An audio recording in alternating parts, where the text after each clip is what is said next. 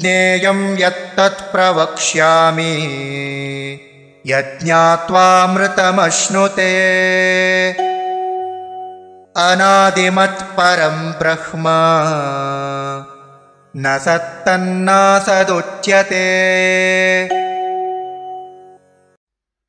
ज्ञेयं यत् तत् प्रवक्ष्यामि यत् ज्ञात्वा अमृतम् अश्नुते अनादिमत् परं ब्रह्म न सत् तत् न असत् उच्यते।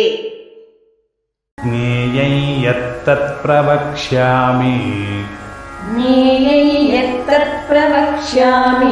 यज्ञात्वामृतमश्नुते अनादिमत्परं ब्रह्म न सत्तन्नासदुच्यते। ज्ञेयं यत्तत् प्रवक्ष्यामि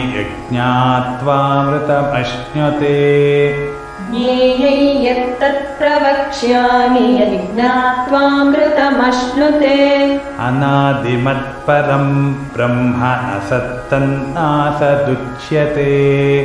अनादिमत्परं ब्रह्म न सत्तन्नासदुच्यते।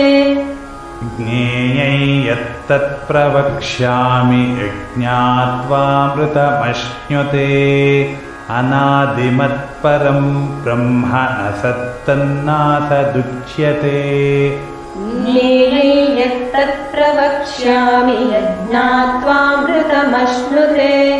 अनादिमत्परं ब्रह्म न सत्तन्नासदुच्यते।